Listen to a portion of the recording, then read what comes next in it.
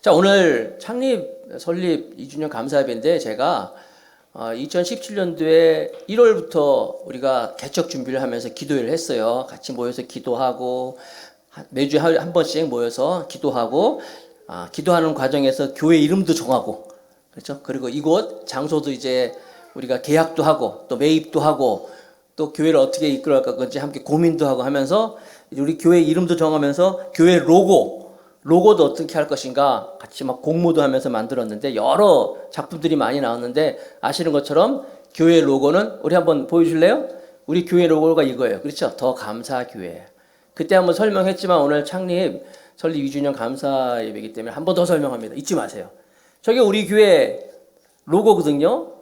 그런데 저게 모티브가 뭐냐? 제가 저거 이제 만든 걸 이제 물론 박성균이라고 이제 제 제자 중에 박성균 집사라고 있는데 그분에게 우리 교회에 대한 이야기를 쭉 했었어요. 이런 교회를 만들겠다 했을 때 보통 여러분 인터넷이라든지 뭐 핸드폰이라든지 지도 같은 거 찾으면 그 지도에 그 위치 표시가 저거잖아요. 그렇죠?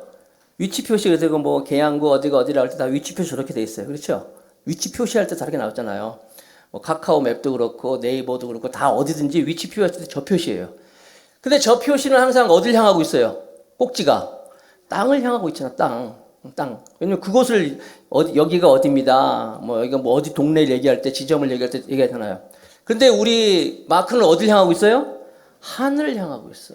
그러니까 우리 마크는 세상이 아니라 하나님의 나라, 하늘을 꿈꾸면서 하늘의 소망을 두고 있는 그런 로고가 우리의 이제 모티브예요, 이제 시작이.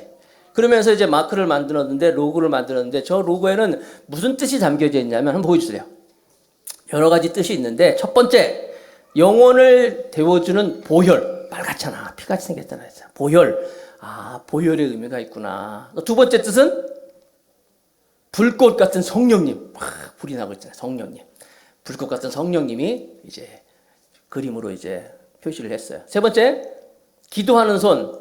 어떻게 기도하는 손이냐? 자, 손을 모으고 이렇게 기도를 합니다. 기도하는 손입니다. 이 모습을 위에서 찍으면, 위에서 보면 어떻게 보일까요? 머리와 두 손 모은 게 이렇게 모여질 거예요. 그렇죠? 이렇게 쓰니까. 기도하는 손, 머리와 모습이 위에서 보면 저렇게 모양을 하고 있는 거예요. 이해하시겠어요, 여러분? 네 번째는 뭐냐면, 감사와 주님의 말씀에 크게 찬양하는 입이 담겨 있어요. 또 마지막으로 감사와 찬양을 드리는 성도의 모습이 저 마크에 담겨져 있어요. 한번 따라해 봅시다. 영혼을 데워주는 보혈, 불꽃 같은 성령님, 기도하는 손, 주님의 말씀과 크게 찬양하는 입, 마지막으로 감사와 찬양을 드리는 성도의 모습. 설마 오늘 이걸 아신 분은 없겠지? 다 알고 있었겠죠? 저렇게 심오한 뜻이 담겨져 있는 게 우리 교회의 로고의 뜻이 담겨져 있는 거예요. 자랑하시기 바랍니다. 사실 저거 처음에 만들었을 때 이게 뭐야? 무슨 헌혈 표시야? 막 별의별 얘기가 많이 있었는데 저는 뜻을 알고 나니까 굉장히 뜻이 담겨져 있는구나. 다시 한번 옆분들에게 교회 설립 2주년을 축하합니다. 한번 인사하겠습니다. 네, 광고를 읽도록 하겠습니다. 자, 이제 하나님 말씀을 나누도록 하겠습니다. 오늘은 하나님 말씀 계속해서 우리들이 빌립보서의 말씀을 보고 있습니다. 빌립보서 2장 19절서부터 30절까지의 말씀이 본문인데 본문이 조금 긴 듯 해가지고 제가 같이 보는 시간은 28절부터만 보겠습니다. 빌립보서 2장 28절서부터 30절까지의 세 절의 말씀만 제가 읽겠습니다. 봉독합니다. 그러므로 내가 급히 저를 보내는 것은 너희로 저를 다시 보고 기뻐하게 하며 내 근심도 덜게 함이니 이러므로 너희가 주 안에서 모든 기쁨으로 저를 영접하고 또 이와 같은 자들을 존귀히 여기라. 저가 그리스도의 일을 위하여 죽기에 이르러도 자기 목숨을 돌아보지 아니한 것은 나를 섬기는 너희의 일에 부족함을 채우려 함이니라. 아멘.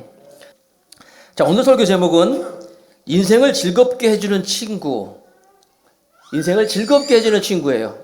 여러분들이 오늘 말씀을 통하여서 나는 어떤 사람인가, 내 주변에 또 인생을 즐겁게 해주는 친구가 누군가 한번 생각해 보시고 저와 여러분들이 정말 참 좋은 친구를 한번 사귀어보는 시간 되길 바라겠습니다. 사람은 괜찮아요. 우리 연우, 여기서 지금 같이 아멘하고 있는 연우, 우리 연우가 우리 교회의 생일하고 똑같아요.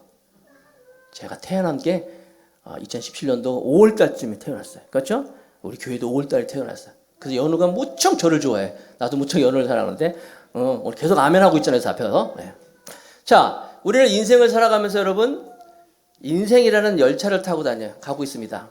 언젠간 이 열차가 종착역을 만나겠지만은 가는 동안에 이 열차 가운데서 우리를 즐겁게 해주는 사람이 누가 있는가? 즐겁게 하는 사람이 누구인가? 가깝게는 가족들이 있겠죠. 그 열차를 타고 가면서 또 뭐 친구도 있고 또 한 교회 안에서 그렇죠? 한 교회 안에서 성도들, 영적 가족들이 있는 거예요. 여러분 여행이 그렇잖아요. 여행이라고 하는 것이 어디를 가느냐도 중요해. 그러나 어디로 가느냐고도 중요한 것이지만 더 중요한 게 뭐냐면 누구랑 가느냐가 더 중요한 거예요. 친구랑 같이 어디 여행을 간다. 얼마나 좋아요. 어디를 간듯 어때요. 친구랑 같이 여행을 간다. 얼마나 기쁘고 좋잖아요. 맘 맞는 사람과 같이 여행을 간다.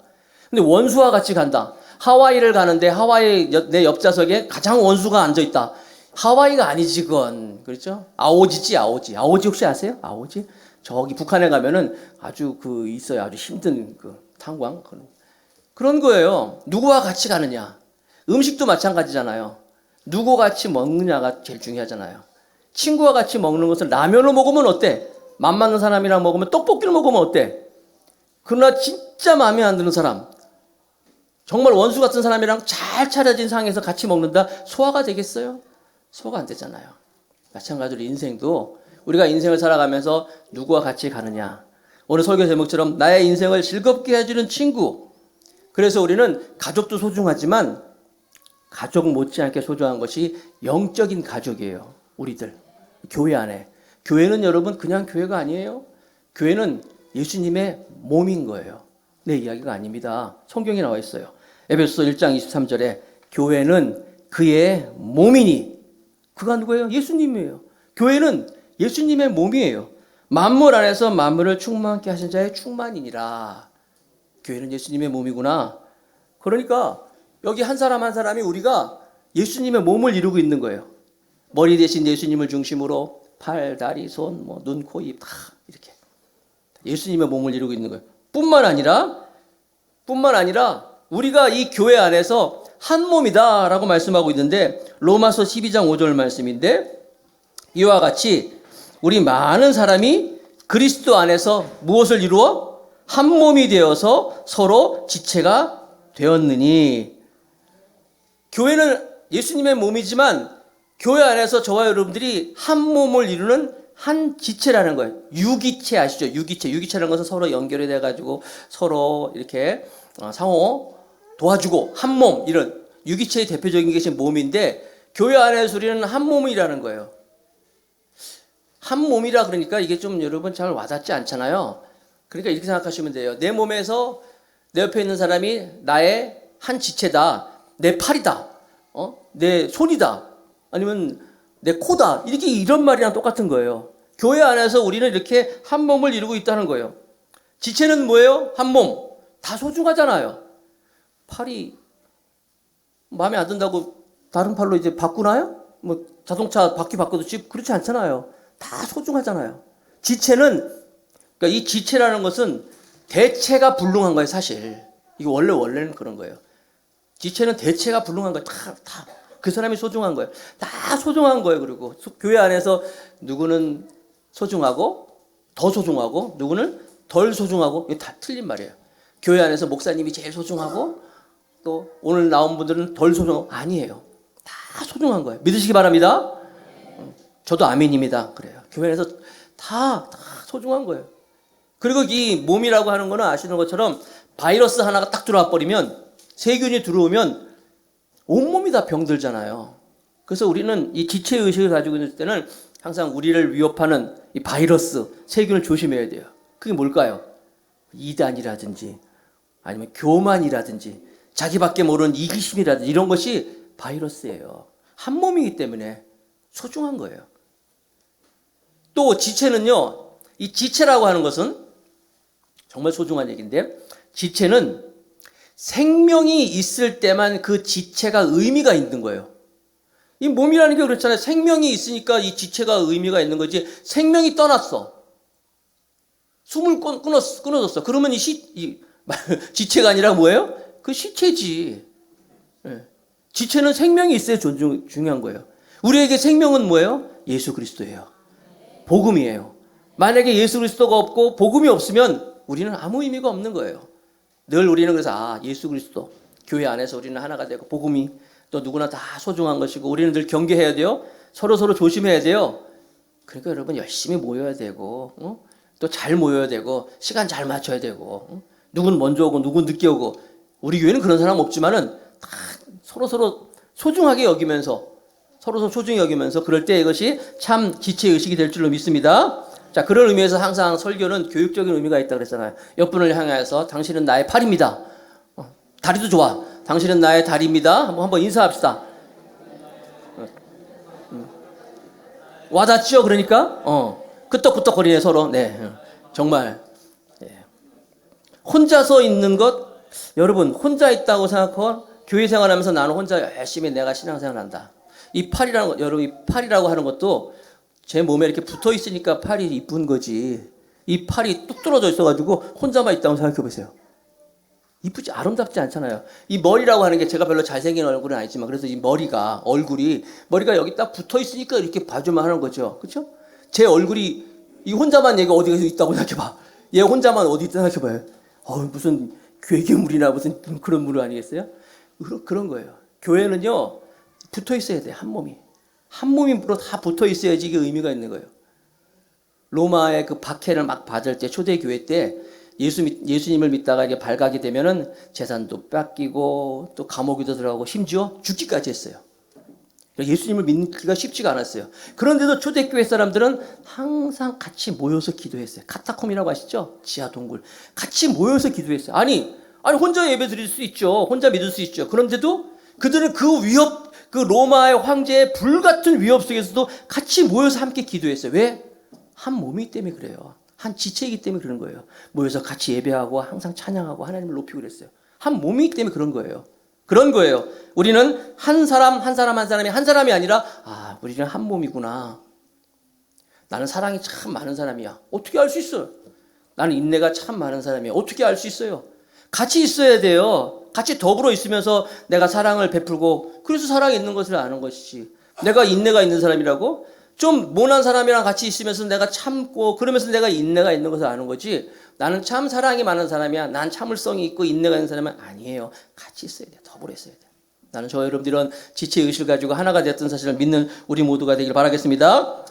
성경엔 그래서 서로라는 단어가 50번 이상 등장합니다. 신약 성경에 서로 돕고 서로 기도하고 서로 세워주고 서로 붙잡아주고 이게 참 행복한 사람이에요. 우리가 빌립보서에 계속 말씀을 보고 있는데 이 바울이라는 사람은 사실 가족은 성경에 나오지 않아요. 육신의 가족은 잘 나오지 않아요. 그러나 이 바울은 주변에 그와 같은 영적인 가족들이 참 많이 있었어요. 그래서 가족을 소개하고 그 가족들로 인해서 바울이 이제 많은 힘을 얻지요. 1차 전도여행 할 때 바나바와 마가, 누가가 동행을 했고 2차 전도여행을 할 때 실라 또 누가가 같이 동행했고 이 누가라는 사람은 특별히 의사인데 바울이 무슨 몸에 이상이 있지 않을까 항상 옆에서 체크해주고 함께 옆에서 도와주는 우리가 작년 연말에 그 바울이라는 영화 봤잖아요. 같이. 거기서 보면은 누가라는 사람이 나오잖아요. 같이 주인공으로 나오잖아요. 바울 옆에서 항상 바울을 챙겨주고 같이 농담도 하고 같이 살면서 많이 챙겨주는 누가라는 인물도 있습니다. 자, 뿐만 아니라 바울이 이제 로마 감옥에 갇혀서 빌립보서에 이제 편지를 쓰고 하는데 로마 감옥에서 갇혀가지고 이제 있을 때 바울이 혼자 있지 않았어요. 바울 주변에 보니까 26명이라는 사람들이 함께 있었다는 것이 로마서 16장에 보면 나와 있어요. 무슨 얘기입니까? 바울이 로마 감옥 안에서도 주변에 있는 사람들과 같이 소개하고 또 그 사람들에게 안부를 전하는 그 사람도 소개하는 이름이 이제 한 40명 이상이 로마서 맨 마지막 장에 나오는데 거기 보면 먼저 자기 주변에 있는 사람들 이야기를 딱 소개하고 있어요. 한 사람 한 사람. 자, 무엇을 얘기하고 있냐면 바울이 주변에 영적인 가족들이 참 많이 있었구나라는 것을 알 수가 있어요. 그 중에서 오늘 빌립보서에 나오는, 오늘 본문에 나오는 두 사람만 제가 대표적으로 소개합니다. 첫 번째 사람은 디모데라는 사람이 있어요. 디모데는 바울이 2차 전도 여행을 할 때 루스드라라는 곳에서 만났던 젊은이에요. 디모데에 대해서 성경은 소개하기를, 디모데는 아버지가 이방인이에요. 헬라 사람이에요. 로마 헬라인이고, 그러나 디모데의 어머니는 유대인이야. 그리고 어머니의 어머니, 외할머니 역시 유대인이었어요. 그래서 이름도 기록하고 있죠. 할머니 로이스, 어머니 유니게. 그러니까 할머니와 어머니 유대인으로부터 그 신앙을 이제 가지고 있었는데, 아버지가 헬라 유대인이 아닌 헬라 이방이다 보니까 뭐라 그럴까요? 이 디모데는 결단력이 없었어요. 신앙 안에서. 왜 그것을 알 수 있냐? 디모데는 할례를 안 받았어요. 할례가 뭐냐면, 유대인들은 모두가 다 하나님의 백성입니다 라는 표시를 몸에다 하고 있는데, 그 표시가 바로 할례였어요. 할례는 남자들만이 받는 외과 수술이에요. 남자들만 받는 외과 수술. 거기까지만 얘기할게요. 그 할례를 디모데는 안 받았어요. 그건 뭐예요? 어머니가 유대인이고 또 할머니가 유대인이지만 아직 결단이 없는, 뭐라 그럴까, 행동하지 않은 그런 사람이라는 것을 알 수 있었어요. 그런데 그 루스드라는 곳에 바울이 2차 전도여행하면서 들렸어요. 그곳에 와서 바울을 핍박하는 사람들이 해가지고 돌에 맞아가지고 바울이 죽습니다. 죽었어요. 죽어가지고 이제 그를 이제 성 밖으로 던져 버렸죠. 시체니까. 그런데 그곳에서 제자들이 동그랗게 둘러서서 이제 바울의 장례식 같은 걸 하고 있었어요. 장례식 같이 거행하고 있는데 바울이 살아났어요. 깨났어요. 깨나가지고 뻘뻘뻘뻘 다시 자기를 죽여서 내던졌던 그 루스라는 성으로 다시 들어갑니다. 그리고 그 성에서 유하고 나서 다른 곳으로 가는 거예요. 그걸 누가 봤느냐? 이 디모데가 보는 거예요. 바울에 의해서 굉장히 충격을 받아요. 그리고 나서 이 디모데는 이 바울을 이제 따라다니면서 바울의 아들처럼 그에게 신실하게 그를 섬기면서 복음 사역을 하는데, 그래서 고린도전서 4장 17절에 보면은 디모데에 대해서 바울은 이로 말미암아 내가 주 안에서 내 사랑하고 신실한 아들 디모데를 너희에게 보내었으니 라고 소개하고 있어요. 그러니까 디모데가 친아들은 아닌데 마치 영적인 아들처럼 신실한 아들 디모데를 너희에게 보내었으니 라고 소개하고 있어요. 아시겠죠? 디모데.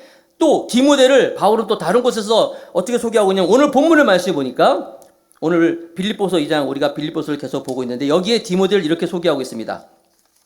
내가 디모데를 속히 너에게 보내기를 주 안에서 바람은 너희 사정을 알므로 안위를 받으려 함이니, 이는 뜻을 같이하여, 바울과 디모데가 뜻을 같이 하는 거예요. 뜻을 같이하여 너희 사정을 진실히 생각할 자가 이밖에 내게 없음이라. 바울 옆에서 바울과 한 뜻이 돼가지고 뜻을 같이 한 사람이 이밖에 없다. 또 저희가 다 자기 일을 구하고 그리스도 예수의 일을 구하지 아니하되, 사람들은 예수님의 일을 구하지 않았지만 디모데는 어떻게? 디모데는 연단을 너희가 안 하니 자식이 아비에게 함같이 나와 함께 복음을 위하여 수고하였느니라. 자, 바울이 디모데를 어떻게 소개하고 있어요? 내 영적인 아들과 같다. 사람들이 다 하나님의 일을, 예수의 일을 등한시하고 열심히 하지 않지만 자기 일처럼 열심히 하여서 심지어 연단까지 받고 그 정도로 수고하는 사람이 누구다? 바로 디모데다라고 소개하고 있는 거예요. 뜻을 같이 하였고 예수님의 일을 하는데 수고하였고 열심을 다했던 사람이 바로 디모데다. 여기서 수고하였다라는 이 단어를 보니까 헬라어로 에둘루셈이라는 단어를 갖고 있는데, 이 뜻이 무슨 뜻이냐면 종노릇하듯 이렇게 뜻이에요. 종노릇하다. 종이 누구예요? 종은 주인을 섬김에 있어서 자존심도 없어요. 종은 주인을 섬김에 있어서 인격도 없어요. 내 생각에는 이런 것도 없어요. 그냥 주인이 시키는 대로 다 하는 거야. 디모데가 그와 같이 그렇게 섬겼다는 거예요. 교회를 섬기고 바울을 섬겼다는 거예요. 우리는 지금 신분제도가 없기 때문에 종노릇하듯라는 이런 표현을 써도 잘 몰라. 와닿지 않지만 그 당시에는 종이 실제로 있었기 때문에 디모데가 바울을 섬기고 디모데가 교회를 섬기는 것이 이렇게 종노릇하듯 섬겼다라고 할 때 팍팍 와닿는 거예요. 바로 이처럼 바울은 디모데를 소개하고 있습니다. 자, 여러분 주위에서 이렇게 여러분을 섬기고 여러분을 돕고 뜻이 맞고 하는 사람들이 있습니까?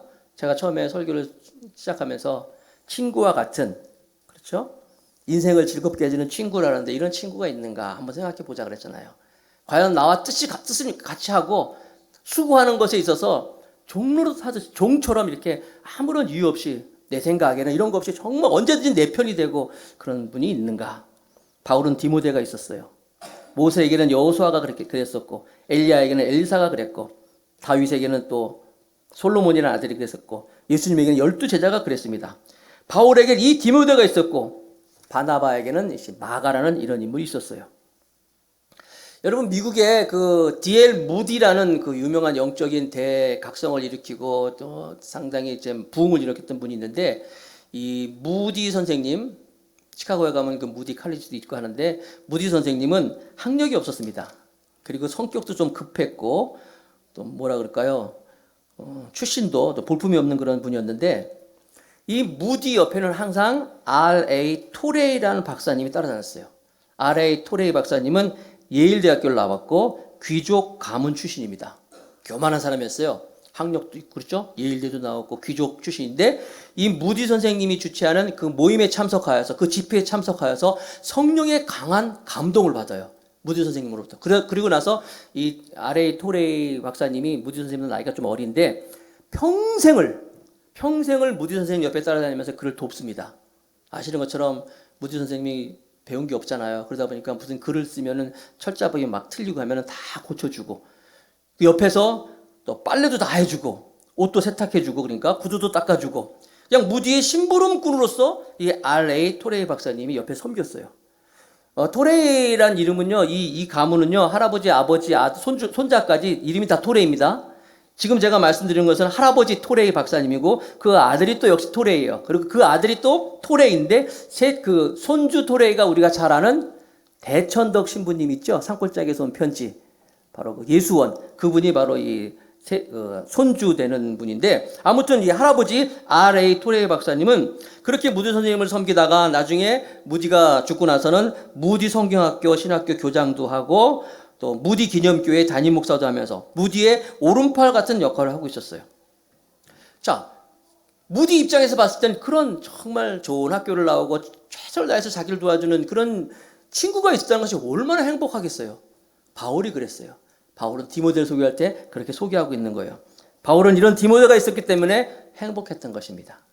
두 번째 인물이 있는데 오늘 에바브로 디도라는 사람을 소개하고 있습니다. 발음도 어렵죠. 에바브로 디도.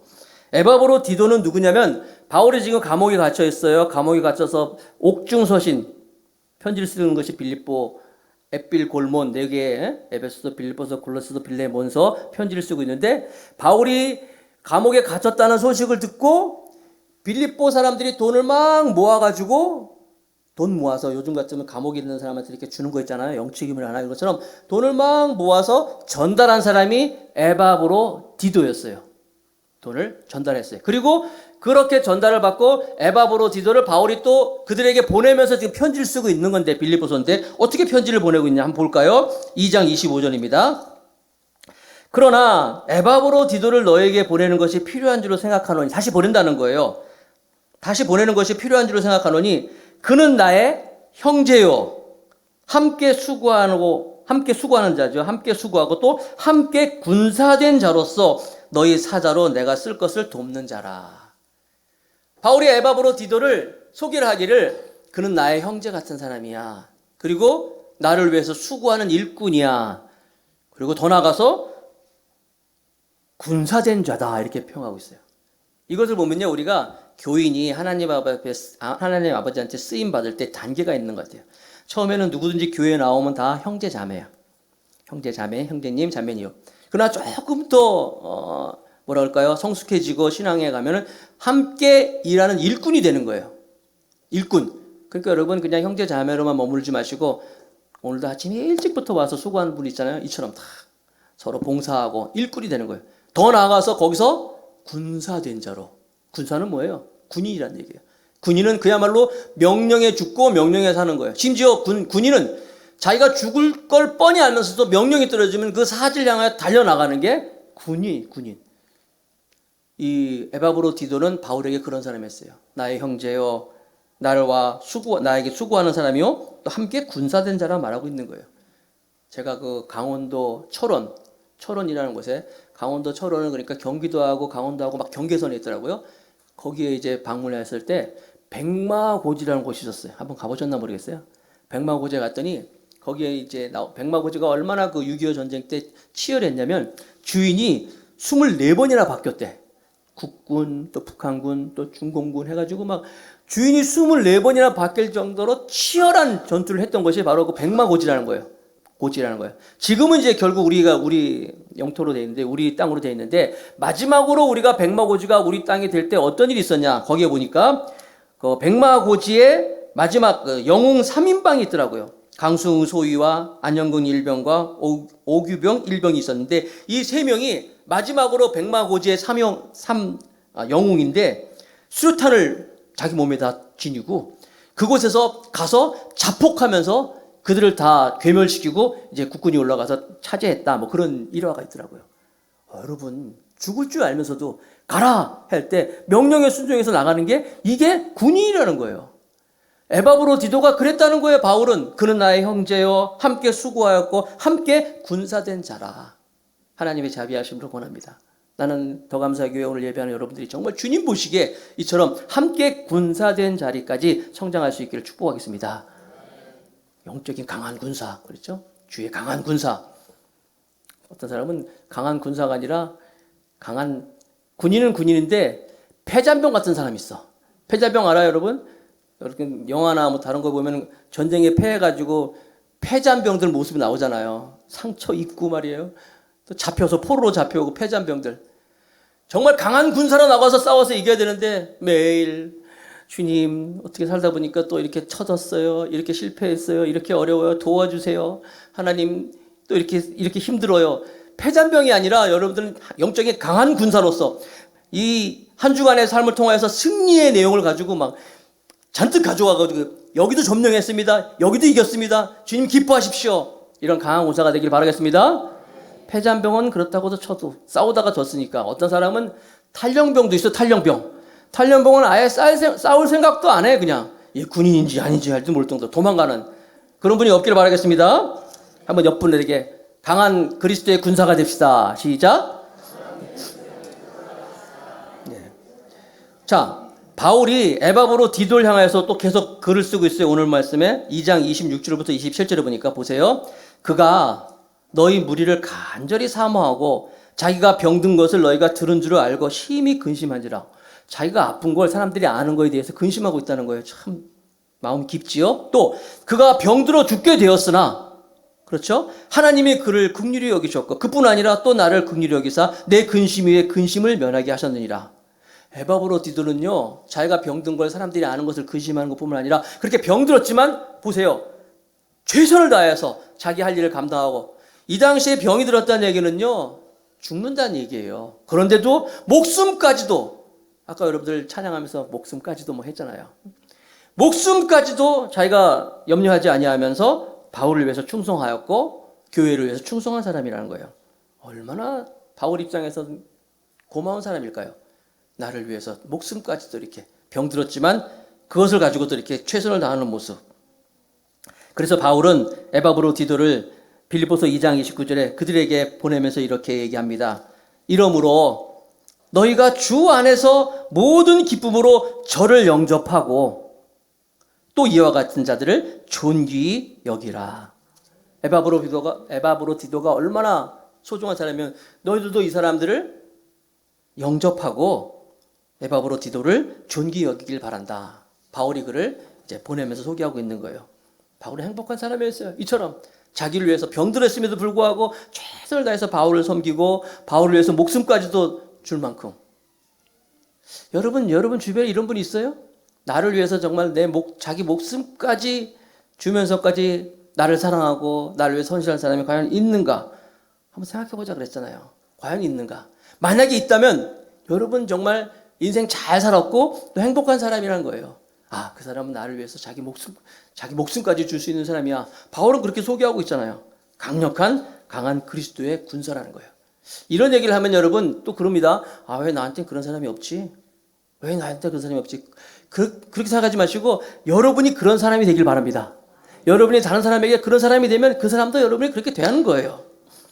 글을 하나 읽어드릴게요. 한 사람의 글인데, 기원전 4세기경 때 그리스에서 피시아스라는 젊은이인데 무슨 이유인지 모르지만 교수형을 당하게 됐습니다. 그런데 이 사람이 피시어스가 아주 그 효자였기 때문에 부모님께 돌아가서 하직 인사를 드릴 것을 왕에게 부탁을 했어요. 근데 왕은 허락을 안 치요. 무슨 교수형을 당할 죄인이 무슨 집에 가서 부모님한테 인사하겠느냐. 허락을 안 했는데 바로 그 자리에 같이 있던 친구가 있었는데, 다몬이라는 친구가 있었는데, 그 친구가 내가 보증을 쓰겠습니다. 내 친구 피시아스가 집에 가서 부모님께 인사할 수 있도록 자기가 대신 감옥에 갇혀 있을 때니까 자기를 보증 삼아 가지고 친구를 보내주십시오, 이렇게 부탁을 하는 거예요. 그러니까 그 왕이 웃으면서 그런 얘기를 했대요. 야, 피시아스는 돌아오면 또 죽을 운명이고, 그리고 그가 돌아올지도 모르는 일이고, 또 그가 만약에 고향에 갔을 때 부모님이 보내주지 않으면 못 오는 건데 네가 혹시 만용을 부르는 거 아니야? 그렇지만 이 다몬이라는 친구는 제 목숨을 걸고 부탁하오니 허락해 주십시오라고 해서 이 왕이 허락을 했습니다. 그런데 이제 막상 이제 이 교수형이 집행되는 날에 피시어스가 돌아오지 않았어요. 사람들은 이 다몬이 바보같이 죽게 되었다고 웅성거렸고, 이 다몬의 가족들도 친척들도 울부짖으면서 왜 쓸데없는 그런 일을 해가지고 죽게 되었냐고 이제 그 피시아스를 욕하였습니다. 그때 다몬은 눈을 부릅뜨고 가족들에게 화를 내면서 나의 친구 피시아스를 욕하지 말라. 당신들이 내 친구를 어찌 아는가 하면서 그들을 야단쳤고, 그의 의연한 모습에 모두들 꿀먹은 벙어리처럼 가만히 있었다고 합니다. 이제 사형 집행관이 왕을 쳐다보고 있고, 왕이 이제 주먹을 손으로 내리면 이제 죽는 거예요. 이제 왕의 주먹이 내려오려고 하는 그 순간에 누군가가 말을 타면서 열심히 나오면 소리를 질렀다는 거예요. 누구겠어요? 피시아스라는 친구였어요. 돌아와서는 제가 돌아왔습니다. 제 친구 다몬을 풀어주십시오. 사형수는 접니다. 제가 죽겠습니다. 하면서 둘이 이제 껴안고 작별 인사를 합니다. 둘이 이야기합니다. 피시아스가 먼저 얘기합니다. 다몬, 나의 소중한 친구요. 내가 저 세상에 가서라도 자네를 잊지 않겠네. 아니야. 다몬이 얘기합니다. 아니야, 피시아스. 자네는 그저 먼저 가는 것뿐일세. 다음 세상에서도 다시 만나 우리는 틀림없이 친구가 될 거야. 하면서 둘이 이제 포옹을 하고, 그 모습을 보고 있던 사람들이 이제 한숨을 쉬면서 이제 그들의 그 피시아스의 죽음을 슬퍼했습니다. 그때 바로 왕이 벌떡 일어나면서 큰 소리를 외쳤습니다. 피시아스의 죄를 사면하노라. 아멘입니까? 왕이 그 같은 명령을 내리고 나서 나지막히 혼자 말했다고 합니다. 바로 그 옆에 있던 시나만, 시종만이 들을 수 있는 그의 말은 이것이었습니다.